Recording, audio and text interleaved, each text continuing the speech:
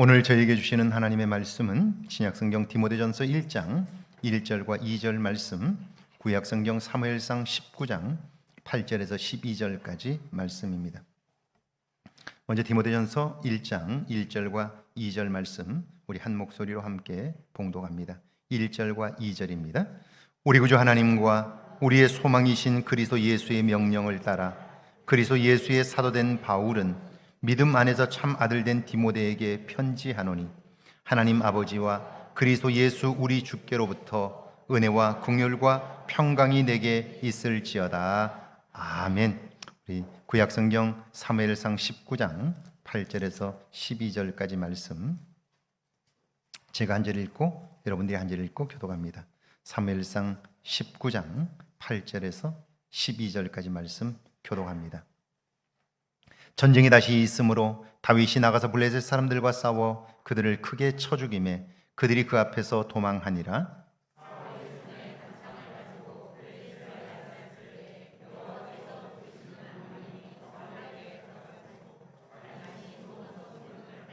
사울이 단창으로 다윗을 벽에 박으려 하였으나 그는 사울의 앞을 피하고 사울의 창은 벽에 박힌지라. 다윗이 그 밤에 도피하매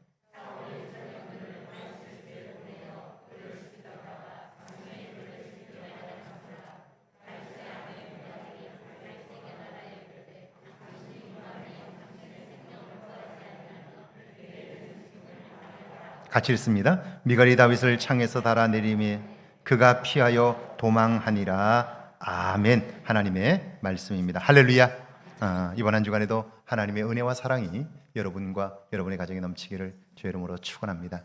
축원합니다. 우리 앞뒤 옆 사람과 한번 인사할까요? 반갑습니다. 이번 한 주간도 평안하십시오. 뒤에 분들도 한번 인사하시죠. 예, 고맙습니다. 네, 이번 한 주간에도 여러분의 삶에 웃음이 미소가 넘치기를 주의 이름으로 축복합니다. 지난번 여름 휴가 장소를 물색하면서 코로나 상황을 고려하여 몇 가지 조건을 생각했습니다. 첫 번째는 사람들과의 접촉이 가급적 없으면 좋겠다 하는 것입니다. 돌아와 주일을 맞아야 하는데요. 사람들을 많이 접촉하면 안 되겠죠. 두 번째는 일상에서 조금 벗어난 곳이면 좋겠다 하는 거예요. 이제 한국은 어디를 가도 거의가 다 똑같습니다. 건물과 아파트, 숲으로 이루어져 있기 때문이죠. 세 번째는 생각할 여유를 좀 가지면 좋겠다 하는 거였어요. 그래서 결정한 곳이 강원도입니다. 이름난 관광지가 아니라 깊은 산속으로 들어갔고요. 양구에서 첫 번째 만나는 공간이 한국의 밀레라 불린 박수근 미술관이었습니다. 그곳에서 박수근 화백의 삶에 관한 기록을 읽었는데요. 정말이지 큰 은혜를 받았습니다. 박수근 화백은 1914년 2월 21일 강원도 양구에서 태어났습니다. 농사도 짓고 장사도 하는 부유한 가정에서 성장을 했어요.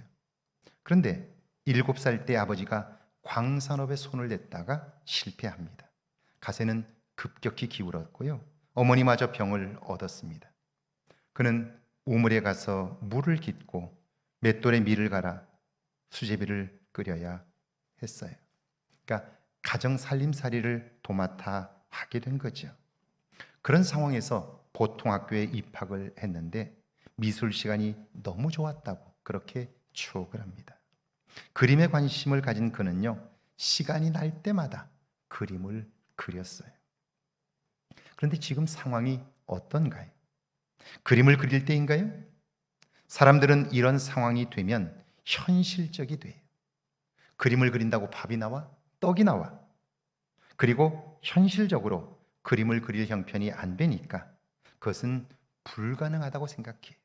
그래서 포기하는 거예요. 그런데 여러분 아세요?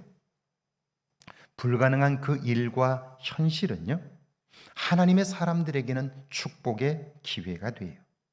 어린 박수근은 자기가 할 수 없기 때문에 하고 싶은 열정은 있는데 현실적으로 그게 불가능하니까 포기하는 것이 아니라 그는 하나님께 나아갔어요. 어리지만 무릎을 꿇고 하나님께 간절히 기도해요.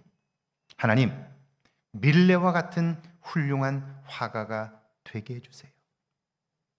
기도하고 또 기도해요. 그리고 그는요, 기도만 한 게 아니라 기도를 하고는 시간이 날 때마다 그림을 그리기 시작했어요. 그 일에 게으르지 않았던 거죠. 여러분, 그의 이런 신앙은요, 힘들고 어려운 환경과 여건을 만날 때마다 빛을 발해요. 그래서 그의 인생을 빛나게 하는 거예요. 보통학교를 졸업하고 가정 형편 때문에 상급학교 진학을 포기했어요. 당연히 화가의 꿈도 접어야죠. 그런데 그는요, 그림 공부를 혼자서 독학하기로 결정을 합니다. 학교를 가지 않으니까 시간이 많잖아요. 그러니까 산으로 들러 다니며 스케치를 했고요. 동네를 구석구석 다니며 일하는 아낙네들과 나물 뜯는 소녀들을 수채화로 그리는 거예요. 그러니까 세밀하게 사람들의 삶과 모습들을 그림으로 담아내는 거죠. 그는 후에 이때가 자신을 위대한 화가로 키운 시기였다고 고백해요.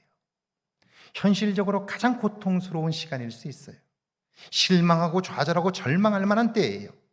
그런데 그때에 하나님의 도움을 구하며 남는 시간적인 여유를 그림 그리는 데에 더 정진했더니 그때야말로 그의 인생에서 실력을 키우는, 급격하게 실력이 늘어난 축복의 기회가 되었다는 거예요. 그리고 그의 나이 18세가 되던 1932년 조선미술전람회에 첫 번째 출품을 합니다. 봄이 오다라는 제목의 작품인데요, 이른 봄의 농가를 그린 수채화입니다. 그는 입선을 했고요. 그래서 화가로 정식 데뷔를 합니다. 당시는 일본 식민지 시대입니다. 미술학교 근처에도 가본 적이 없는 조선인이 그렇게 큰 대회에서 입선을 했다는 것은 기적 같은 일이에요. 하나님이 그의 기도를 들어주신 거죠. 21살 때 어머니가 암으로 세상을 뜨셨고요. 아버지는 늘어난 빛으로 인해 금강산으로 잠적했습니다. 가족들은 뿔뿔이 흩어졌고 박수근은 가장 고통스러운 상황을 맞았습니다. 자, 그러니까 그렇게 열심히 살아왔지만 이제는 더 이상 그림을 그릴 수 없는 여건과 때를 만난 거죠. 그리고 먹고 사는 일만으로도 너무 고통스러운 때를 이제 맞닥뜨리게 된 거죠. 그런데 여러분 아시나요? 고통이 크면 클수록, 위기를 만나면 만날수록 하나님의 사람은요, 그때 받는 은혜가 있다는 사실이에요. 자, 이렇게 서서 걸을 때와 바닥에 엎드려 있을 때 보는 세상은 달라요. 인생의 밑바닥에 서서 보면요, 비로소 인간의 내면이 보여요. 사람들의 진솔한 모습들이 보이기 시작하는 거예요. 사람이 어떤 존재인지, 인생을 살아가면서 무엇이 가장 중요한지, 그는 인생의 밑바닥에 서서야 비로소 깨닫게 된 거예요. 알게 된 거예요. 자, 그러면서 그는 그때 깨달았던 것을 그림으로 그려내기 시작해요. 삶에 대하여, 인생의 고통에 대하여, 인간에 대하여 그림을 그려내기 시작했는데요, 놀랍게도 그가 그 고통 속에서 그려낸 그림들이 말을 하기 시작하는 거예요. 그림을 보는 사람들이 그 그림을 보면서 위로를 받는 거예요. 저도 이 그림 보면서 처음에 들었던 생각과 그리고 다시 그의 삶을 읽고 저 그림을 볼 때 완전히 다른 그림이 되었어요. 여러분, 시골에 소녀가 아이를 업고 있어요. 불과 얼마 전 우리도 어린 시절 저런 모습이었어요. 오늘 우리가 이런 옷을 입고 살고 있지만 우리의 어린 시절 저런 모습이었다고요. 빨래터에서 빨래했고요. 그리고 다 떨어진 허름한 옷들을 입고 살았다고요. 그런데 오늘 이 놀라운 풍요를 누리며 살고 있는데, 그런데 만족감이 없는 이유가 뭔가요? 그것은 과거를 잃어버렸기 때문 아닌가요? 오늘 이렇게 어려서부터 산 것처럼 착각하기 때문이 아닌가요? 가난하고 어려운 시절, 그래서 꿈을 접을 수밖에 없는 현실적인 일들이 있었으나, 그러나 오늘 하나님이 이만큼 살게 하셨죠. 그림을 통하여 박수건 화백은 그걸 사람들에게 말해주는 거예요. 그림이 말을 한다는 걸 여러분 아시나요? 그가 인생의 밑바닥에서 고민하면서 고통을 몸으로 참아내면서 삶에 관심하고 인생에 대하여 깊이 통찰하면서 그림을 그렸더니 그가 그린 그림들이 사람을 위로하고 사람들에게 놀라운 메시지를 주는 거예요. 1936년 제15회 조선미술전람회에서 수채화 이라는 여인으로 두 번째 입선을 했습니다. 그의 믿음과 진실함이 결정적인 순간에 힘을 발휘한 거죠. 정말 그렇습니다. 6.25 전쟁 이후에 그는 미군 PX에서 미군들의 초상화를 그려 주었습니다. 여러분, 이렇게 생각할 수 있어요. 내가 적어도 오늘로 말하면 국전에 2번씩이나 입선을 했고, 내가 정말 내 삶을 바쳐서 그림을 그렸는데 오늘 내가 미군들의 초상화나 그려주고 있어야 되나? 언제 내 인생이 펴나? 내가 언제 내 인생이 한번 빛을 발해보나?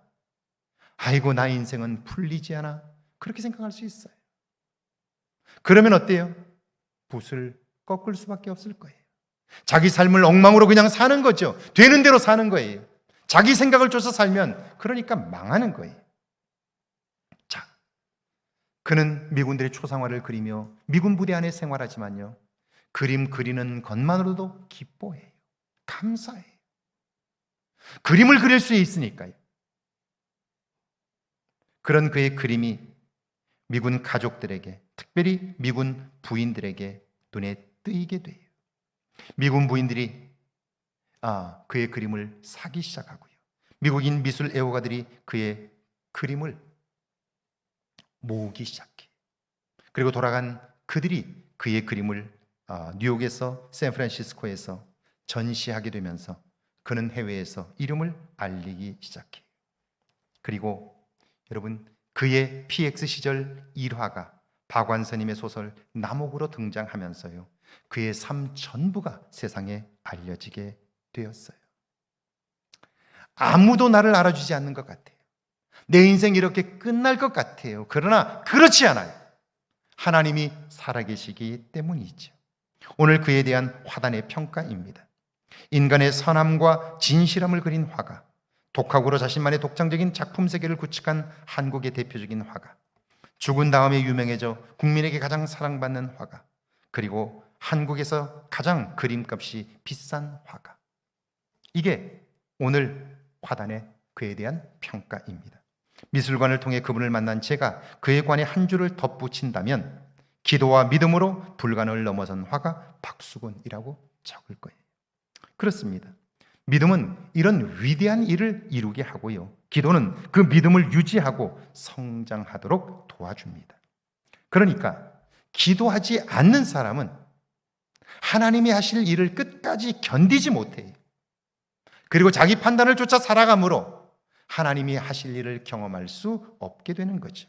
오늘 신약의 본문인데요, 디모데전서 1장 1절과 2절입니다. 같이 한번 읽습니다. 우리 구주 하나님과 우리의 소망이신 그리스도 예수의 명령을 따라 그리스도 예수의 사도된 바울은 믿음 안에서 참 아들 된 디모데에게 편지하노니 하나님 아버지와 그리스도 예수 우리 주께로부터 은혜와 긍휼과 평강이 내게 있을지어다. 오늘부터 디모데 전후서를 강의할 텐데요, 디모데 전후서는 로마에 있던 사도 바울이 에베소 교회를 담임하는 디모데에게 목회에 관한 중요한 주제들을 조언해 주는 책입니다. 그래서 디도서와 더불어 목회 서신이라고 부르죠. 그 주제들은 크게 두 가지인데, 첫 번째는 복음의 순수성을 지키는 거예요. 세상에는 항상 진짜와 가짜가 존재해요. 그런데 그 둘은 정신을 차리지 않으면요, 분간하기가 어려워요. 그래서 기준이 필요한 거죠. 가짜를 단호하게 배격하도록 이 편지들을 쓴 거예요. 두 번째는 성도들의 성숙한 신앙생활을 권면하기 위함이에요. 당시는 기독교 초기니까 박해와 어려움들이 있었어요. 그럼에도 신앙이 성장하지 못하면 하나님이 복을 주셔도 그 복을 누릴 수 없는 거예요. 그래서 격려하고 위로하는 거예요. 용기를 주는 거예요. 사도 바울은 이런 내용의 편지를 쓰면서 무엇보다도 먼저 자신이 누구인지, 나 자신의 정체성을 고백해요. 그는 자기 자신을 가리켜서 사도라고 불러요. 사도란 특별한 목적을 가지고 보냄을 받은 사람이라는 뜻이에요. 누가, 왜 그를 보냈을까요? 그를 보낸 목적은 무엇일까요? 1절에서 그는 하나님과 예수 그리스도께서 나를 이 세상에 보내셨다, 그렇게 이야기를 해요. 그렇다면 그에게 자기를 보낸 하나님은 어떤 분이며 예수 그리스도는 어떤 분일까요? 그는 그것에 관하여 아주 분명하게 고백하는데요, 하나님은 모든 생명의 구원자라고 말해요. 이때 구원이란 우리가 살면서 경험하는 삶의 모든 영역뿐 아니라 정신적, 영적인 부분을 포함하여 이야기를 하는데요, 그 모든 삶의 문제로부터 구해내고 돕고 자유롭게 한다는 말이 구원이라는 뜻이에요. 그러니까 살면서 우리가 겪게 되는 삶의 모든 문제들을 건져내시는 분, 그분이 하나님이라는 거예요. 저는 정말 목회를 하는 동안 세상적으로 성공했지만 그의 인생을 실패하는 사람들을 참 많이 만나요. 왜 그렇게 될까요? 어려서부터 부모들은, 특별히 믿음이 없는 부모들은 자식들을 공부하라고 이야기하고요, 그래서 좋은 학교를 가라고 하고요, 좋은 대학을 졸업하고 좋은 직장을 얻으라고 그래요. 그래서 정말 대학을 나왔고 좋은 직장을 취직했는데요, 문제는 인간 관계가 되질 않아요. 내면이 건강하질 않아요. 그래서 직장에서 온전히 생활하지 못하고 결혼했는데 가정생활이 원만하지 못해요. 다른 사람과의 관계가 원만하지 못하니까 어때요?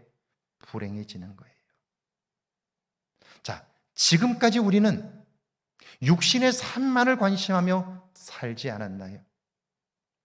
오늘 사도 바울은 하나님을 구원자라고 말해요. 이때 구원이란 우리의 육신에 필요한 것뿐 아니라 우리의 내면과 정신적인 것과 영적인 것을 포함하는 거예요. 주신 복을 다 누릴 수 있는 그 모든 문제에 대한 해답이 바로 하나님께 있다는 거예요. 이렇게 고백하는 거예요. 이 고백은 사도 바울의 삶을 통해서 나왔어요. 그는 굉장한 그 시대의 지식인이었고요, 권력을 가진 사람이었고요, 성공한 사람이었어요. 그리고 하나님을 잘 섬기는 사람이었어요. 그런데 예수 그리스도를 만난 이후에 자기 삶을 돌아보니까 자기의 열심과 자기의 지식과 그 모든 행동은 하나님을 대적하는 일이었어요. 내면에 관심하지 못하고 하나님을 온전히 알지 못하면 그의 인생 전부가 결국 하나님을 대적하는 일이 될 수 있다는 사실을 기억하면서요, 하나님만이 우리의 구원자라고 고백하는 거예요. 자, 그렇다면 예수 그리스도는 그에게 어떤 분일까요? 사도 바울은 말하기를 우리의 소망이신 예수 그리스도라고 소개해요. 이때 소망이란 자기 자신의 바람이나 소원이 아니에요. 예수 그리스도께서 하실 일에 대한 신뢰이지요, 믿음이에요. 부활하신 예수 그리스도께서 승천하시기 전에 남겨진 제자들에게 이렇게 말씀하셔요. 너희는 예루살렘을 떠나지 말고 내게서 들은 바 아버지께서 약속하신 것을 기다리라. 그러니까 예루살렘을 떠나지 말라. 내가 너희에게 약속한 것을 기다리라. 그렇게 이야기를 하셨어요. 그런데 그들의 입장에서 보면 하루라도 빨리 예루살렘을 떠나야 돼요. 그래야 살 가능성이 있어요. 소망이 있습니다. 만약 그대로 그곳에 머물러 있는다면 다 죽습니다. 소망 자체를 가질 수 없어요. 이것이 그들의 생각이에요. 그렇다면 한번 잘 생각해 보세요. 그들이 예루살렘을 떠나면 소망을 가질 수 있을까요? 다음 기회를 엿볼 수 있을까요? 없어요. 왜요? 소망도 기회도 그분에게서 오기 때문이에요. 베드로의 경우를 한번 생각해 보세요. 예수님께서 여러 차례 십자가에 달려 죽으실 것을 말씀하셨어요. 특별히 구약의 말씀을 인용하면서 오늘 밤에 너희가 다 나를 버리리라. 기록된 바 내가 목자를 치리니 양의 떼가 흩어지리라 하였느니라. 그렇게 말씀하셔요. 너희가 다 나를 버리리라. 자, 주님이 그렇게 말씀했다면 한 번쯤 생각해 봐야죠. 왜 그렇게 생각하시나? 나는 아닌데. 그런데 베드로는 어때요? 모두 주를 버릴지라도 나는 결코 버리지 않겠나이다. 그래요. 베드로의 그 마음은 진심입니다. 한치의 거짓도 없어요. 그러나 그가 알지 못하는 것이 있어요. 그것은 내가 결심하고 다짐하지만 그걸 지킬 수 있는 내적인 힘과 능력이 내게는 없는 거예요. 베드로는 그걸 모릅니다. 그래서 예수님께 말씀하지요. 결코 그런 일은 없습니다. 그때 예수님께서 다시 그에게 말씀해요. 내가 진실로 너에게 이르노니 오늘 밤 다굴기 전에 내가 3번 나를 부인하리라. 구체적이죠. 다른 날도 아니고 오늘 네가 3번 나를 부인할 것이다. 그렇게 말씀해요. 예수님 왜 그렇게 말씀하십니까? 나는 아닌데, 나는 결코 주님을 부인할 계획이 없는데, 그럴 생각도 없고 그럴 마음이 한 톨도 없는데 왜 그렇게 말씀하십니까? 이렇게 물어야 하지 않겠어요? 그런데 베드로는 아닙니다. 왜요? 지금까지 살아온 방식대로 사는 거예요. 내가 아니면 아닌 거예요. 내가 기면 긴 거예요. 자기 마음을 신뢰하고 사는 거예요. 살아온 방식대로 그러니까 살 수밖에 없는 거죠. 이런 사람은 기도하지 않아요. 왜냐하면 기도한다고 되겠어? 내가 할 수 있는 건데? 할 수 없으면 불가능한데? 기도하지 않죠. 기도하라는 걸 모르지 않아요. 알아요. 그런데 기도하지 않아요. 왜? 내가 안 되면 안 되고 내가 되면 되기 때문에 그래요. 자, 결국 어때요? 내가 주와 함께 죽을지언정 주를 부인하지 않겠나이다 그래요. 다른 제자들 역시 마찬가지입니다. 잘못된 확신이죠. 잘못된 판단이에요. 여러분, 3번이나 결국 베드로는 주님을 부인했고 비참한 모습이 되었어요. 그런 그의 삶이 어떻게 소망을 가질 수 있었나요? 그의 능력이었나요? 그 스스로 소망을 발견했나요? 아니에요. 그의 삶에 소망이 시작된 것은 부활하신 주님이 그를 찾아오셨기 때문이에요. 그래서 자기 생각을 포기하고 예루살렘을 떠나지 않았어요. 자기를 의지하지 않으니까 비로소 기도가 되지요. 뜨겁게 기도하는 그곳에 성령이 임했고요. 그들은 새로운 사람이 되었습니다. 구원자이신 하나님은 결코 나를 포기하지 않습니다. 소망의 그 예수 그리스도는 우리를 그대로 두지 않습니다. 그래서 사도 바울은요, 그 하나님을 내 아버지라고 고백합니다. 뗄 수 없는 관계라는 거죠. 그 예수님을 내 생명의 주인이라고 노래해요. 더 이상 내가 내 삶의 주인이 아니라는 거죠. 내 생각과 판단을 쫓아 살지 않겠다는 거예요. 그분의 다스림을 받으며 그분의 뜻대로 사는 거예요. 여러분, 우리가 하나님을 믿는 하나님의 자녀로서, 하나님의 백성으로서 계속해서 내가 주인 되어 살면요, 지금까지 살아온 방식대로 살면요, 내 판단과 내 생각을 쫓아 행동하면 우리의 삶은 망할 수밖에 없어요. 마일스 로틀리지라는 이름의 영국 대학생이 있습니다. 그는 대학을 졸업하기 전에 뭔가 멋진 추억을 하나 만들고 싶은 거예요. 그래서 구글에 그는 이렇게 쳤어요. 가장 위험한 국가라고 쳤고요. 내가 이 위험한 국가를 한번 방문해서 여행을 하고 돌아오겠다는 거예요. 그러면 대학 시절에 가장 아름다운 추억을 내가 간직하게 될 것이다 라고 생각했어요. 그는 아프가니스탄으로 가는 배낭여행을 떠났습니다. 자기 생각에는요, 내가 한 달 정도 여행을 하게 될 텐데 내가 여행하는 한 달 동안 카불은 결코 무너지지 않을 거라고 생각했어요. 조금 힘은 들겠지만 그럴수록 더 멋진 여행이 될 거라고 확신했어요. 그런데 그가 입국하고 며칠이 되지 않아 탈레반에 의해 수도 카불이 함락되었습니다. 그는 급하게 페이스북에 나는 영국 대사관에 의해 버림받았다라고 썼고요. 그럼에도 하나님이 나를 지켜줄 거라고 적었어요. 그러나 그는 결국 카불에서 나오지 못했어요. 잘못된 확신이 한 사람의 인생을 망치는 거예요. 그런데 오늘 우리는 얼마나 자주 그렇게 살아왔나요? 지금도 그렇게 살고 있지 않나요? 앞으로도 그렇게 살아갈 것 아닌가요? 그렇다면 우리의 삶은 어떨까요? 다 하는 것처럼 말하고 생각하고 행동하지 않나요? 오늘 구약의 본문인데요. 사무엘상 19장 8절입니다. 같이 한번 읽습니다. 8절입니다. 전쟁이 다시 있으므로 다윗이 나가서 블레셋 사람들과 싸워 그들을 크게 도륙하며 그들이 그 앞에서 도망하니라. 성경은 다윗이 사무엘 선지자로부터 기름 받은 이후의 모습을 사무엘이 기름 불병을 가져다가 그의 형제 중에서 그에게 부었더니 그날 이후로 다윗이 여호와의 영에게 크게 감동되었다. 그렇게 기록했어요. 여호와의 영에게 크게 감동되었다는 말씀은요, 성령에 의해 완전히 사로잡혔다는 뜻이에요. 인도함을 받았다는 거죠. 그러니까 전쟁에 나갈 때마다 승리합니다. 하나님의 도움을 경험하게 되는 거예요. 그런데 이런 충성스러운 부하, 성령 충만한 다윗을 바라보는 사울 왕의 눈빛이 다릅니다.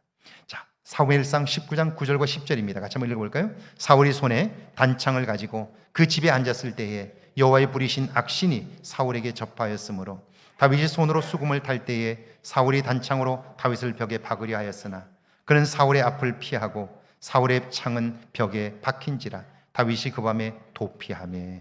다윗은 지금 성령의 인도함을 받고 있는데요. 그런데 사울 왕은 악한 귀신에게 사로잡혀 있습니다. 왜 이렇게 되었을까요? 사무엘상 18장에 보면요, 다윗이 전쟁에 나가 목숨 걸고 싸웠고요, 대승을 거뒀어요. 목숨 걸고 싸워서 큰 승리를 거두고 성으로 돌아오자 성 안에 있었던 여인들과 성 안에 있었던 노인들이 함께 나와 소고치며 춤추며 그들을 환영하는 거예요.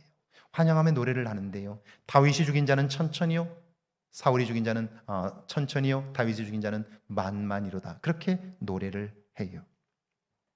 자, 이 노래는 그냥 전쟁에서 수고한 사람들을 격려하는 거예요. 다윗 역시 이 전쟁은 하나님께 속하였기 때문에 하나님이 이기게 하셨다라고 하니까 거들먹거리거나 무슨 그러지 않아요. 겸손하게 하나님을 높이는 거예요. 그런데 이 여인들의 노래를 들은 사울은요, 나는 천천히고 다윗은 만만이라고? 그 생각이 들었고요, 순간 마음이 상했어요. 분노가 치밀어요. 그러자 그 다음 생각이 그로 하여금 참을 수 없게 만들어요. 백성들의 마음이 다윗에게로 갔다면 이제 반역하는 일만 남았겠네? 그 생각이 드는 순간 그는 칼을 뽑아들었고요, 다윗을 향해 창을 던진 거예요. 죽이려고 한 거죠. 왜 이렇게 되었을까요? 미움이 그의 마음에 자리를 잡는 순간 그는요, 자기가 자기 삶의 주인이 되었어요. 그리고 자신의 판단과 감정을 따라 행동했어요. 그런데 내가 판단하고 행동한 것 같지만 아니에요. 악한 영, 사탄이 나를 충동한 거예요. 그러자 어떤 일이 벌어졌어요?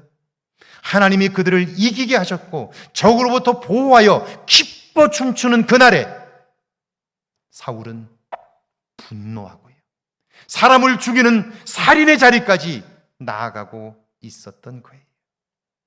자, 11절과 12절입니다. 같이 한번 읽어볼까요? 사울이 전령들을 다윗의 집에 보내어 그를 지키다가 아침에 그를 죽이게 하려 한지라 다윗의 아내 미갈이 다윗에게 말하여 이르되 당신이 이 밤에 당신의 생명을 구하지 아니하면 내일에는 죽임을 당하리라 하고 미갈이 다윗을 창에서 달아내리매 그가 피하여 도망하니라. 보세요.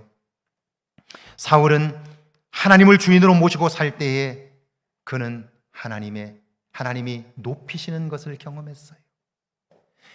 아무것도 아니고 집안으로나 모든 면에서 부족한 그를 하나님은 이스라엘의 왕으로 세우셨어요.